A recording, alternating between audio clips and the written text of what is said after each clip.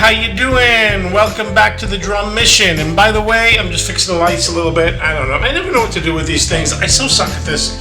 Hey, I didn't lie to you. I was going to be back on the kit on the video I released today.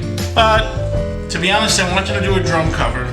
My birthday's coming up in about 3 days, and I wanted to do something kind of cool, something very difficult. I didn't kind of like where I had it. But that's not the only reason I'm doing this today. The other reason is about 2 weeks ago, I started getting sucked into the Zac Starkey, The Who drama. And if you don't know about that, then you've been living under a rock, or maybe you just don't watch YouTube, then you're not watching this video anyway. I don't know. Anyway, Zac Starkey is Richard Starkey's son. Richard Starkey, his alias would be Ringo Starr, the drummer for the Beatles. And his son, Zac Starkey, has been playing drums for The Who since 1996. It's been over 29 years. And on March 25th, the gig at the Albert Hall in London, he got fired. The rumors were that he got fired because of his playing, or his overplaying. If you've been playing with a band for 29 years and you have a bad night, you don't get fired. I'm sorry.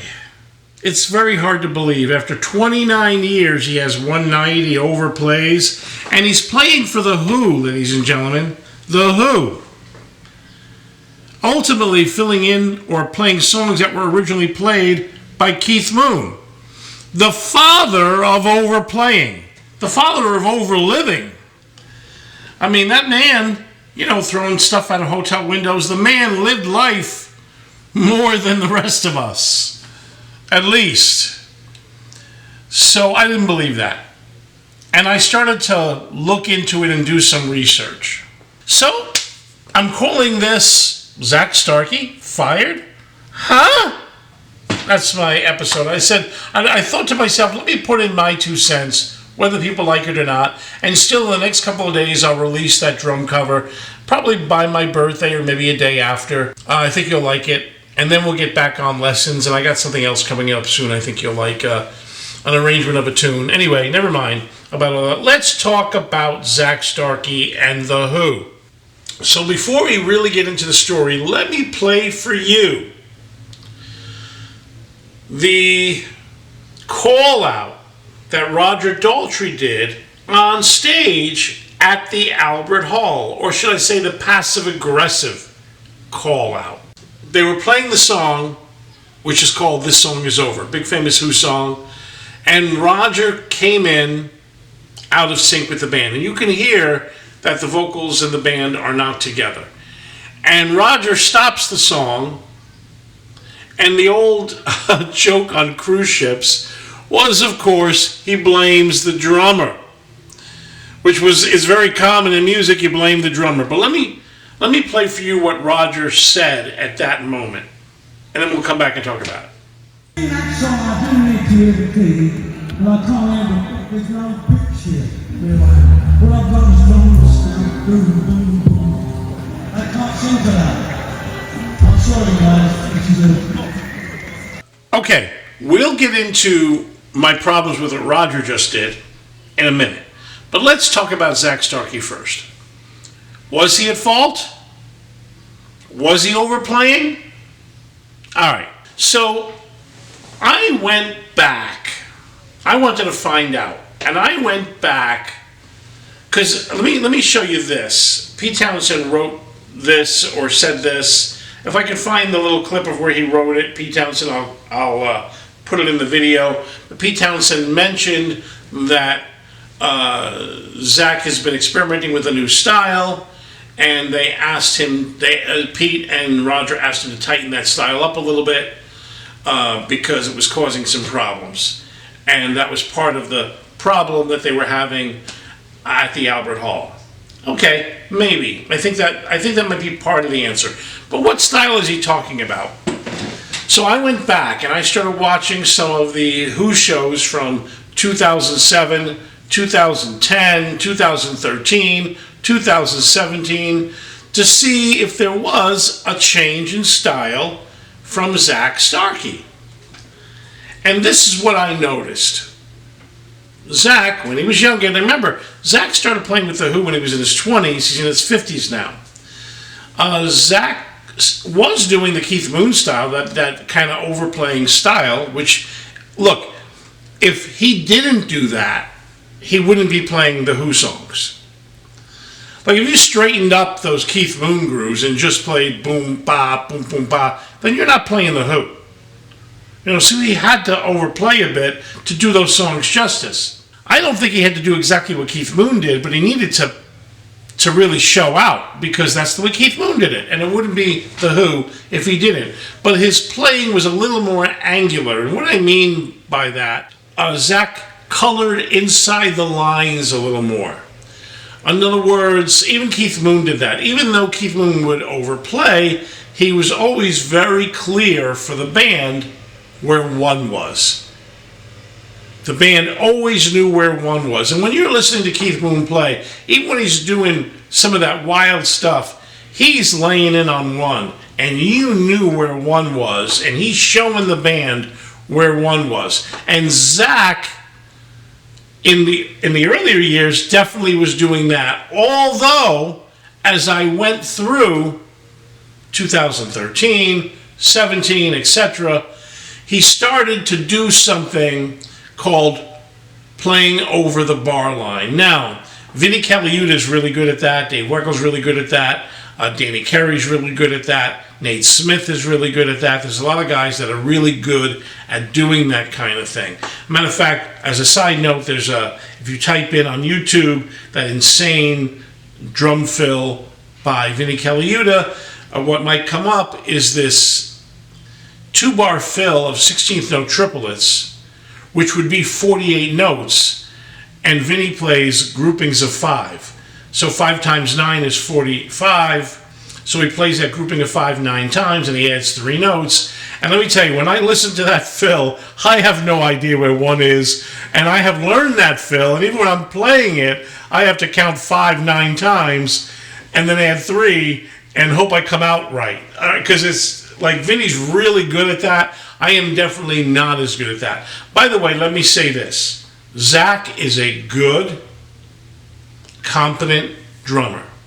Some of the YouTube guys say he's the greatest. No, I don't think he's the greatest. I think he's a good, competent drummer, and he has always done a good job for The Who as walking that line of playing a pocket and a groove and giving credence or homage to that Keith Moon style. But again, as we come up in the years, I see Zac crossing the bar line more. In other words, instead of hearing him fill and really always kind of every fill pointing to 1, he was stretching that out and playing more with the melody, playing more with the vocals, playing his own rhythm, kind of apart from what was going on. And we see that a little bit 2013, a little more 2017, and I'm sure it was growing. So again, this is a little harder to follow. Let me talk about the guys he's playing with. Pete Townshend is one of our geniuses, and I don't like to throw that word around. Sting, I think, is a genius. John Lennon, I thought, was I really think is kind of an autistic savant, and Paul McCartney might be a musical genius. I'm not 100% sure. McCartney can play every instrument. The two of them together equal genius. But Pete Townshend, for me, the album Quadrophenia is a masterpiece. It's just a masterpiece. I like Tommy. I like a lot of what The Who did. I'm a fan. But Quadrophenia is just perfection from beginning to end. Their bass player at the time, John Entwistle, they had another guy, I think his name was John Button, or John, I can't remember, John Button, Butler, I don't remember the name. He'd been playing with them the last 4 or 5 years. Good, competent bass player. Good at what he did. A Zac Starkey on drums. They had a keyboard player too. I'm not sure who that is. I'll post his name though. And then you have Roger. Now, I don't want to take anything away from Roger. Roger invented, I feel, that rock singer persona. The open shirt, the tight jeans, the long hair. This is going back, back in '65 when the Who started. I think he really invented that rock singer persona.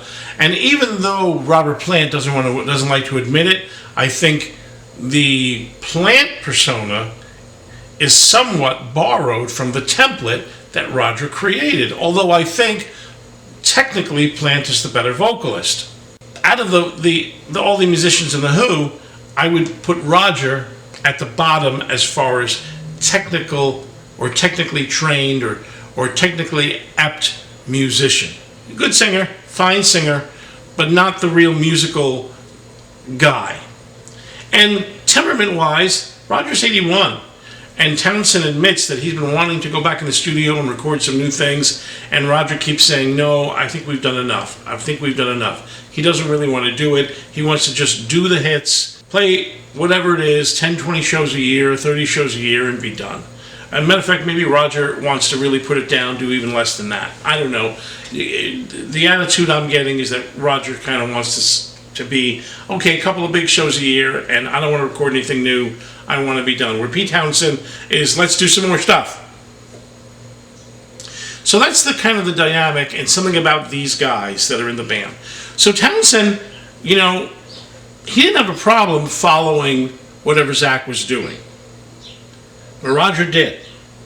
And to be honest with you, like I said with Vinny, when you play that over the bar line stuff, sometimes it can be hard to follow. And if you're not doing it really well, it can even be harder to follow. Now for me, I do it now and then, depending who I'm playing with. I'll do that kind of thing, but I mostly play with R&B, rock, country, pop artists in this area, and sometimes nationally, or national blues artists.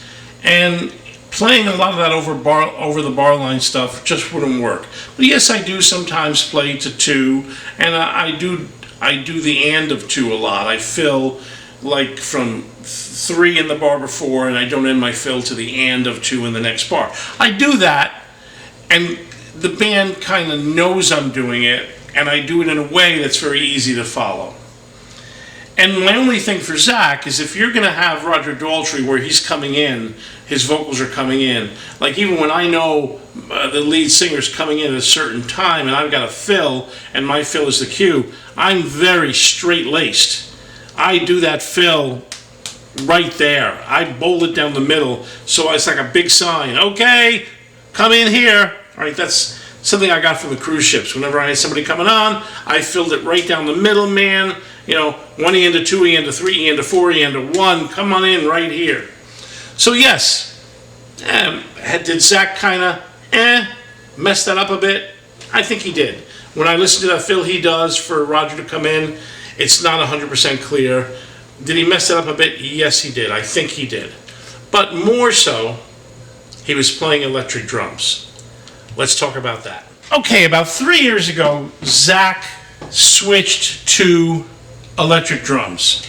And they did it because, let's face it, Townsend and Daltrey are getting up in years, and the real acoustic drums were hurting them, and they had kind of switched to in-ear monitors from the outer monitors, so it was a problem. They felt the drums were too loud, so they switched to electric drums. Let's talk about that for 1 second. Acoustic drums are very angular. Again, angular, that word, I'm going to use it a lot. In other words, you hit an acoustic drum, and that's the hit. That's like a pinpoint of where the beat is. Bam! Right? The wave of an acoustic drum is like this. But when you hit an electric drum, no matter what those heads, those mesh heads look like, or whatever kind of heads they are on an electric drum, that's a switch, a trigger, which starts a signal heading to a microprocessor. The microprocessor picks whatever snare you chose, then sends that signal to the amplifier, and the audience hears it. So it's not an attack, it's a waveform being created by a computer. So to me, electric drums sound a little bit muddy when you're doing really fast, flashy stuff. So when Vinnie Colaiuta on acoustic kits and a Buddy Rich band is playing over the bar line and doing the weird 5 and 6 note groupings that doesn't seem like they belong and making it work, every note is very defined. If he's doing electric drums, you lose some definition. So let's put all this together. Zac is experimenting with crossing the bar line. He's using electric drums and the notes aren't quite as defined as they used to be. When you listen to that show, it sounds a little bit muddy. And then Roger. This is an amateur mistake. Maybe because he's 81, he's just tired. Heck, I'm 63 and sometimes I'm tired.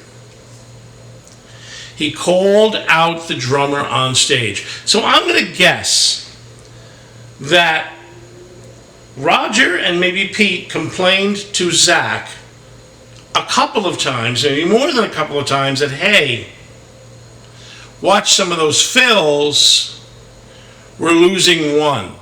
Maybe Roger said, hey, when you take those long fills, I get lost as to where one is. So be careful on those for me.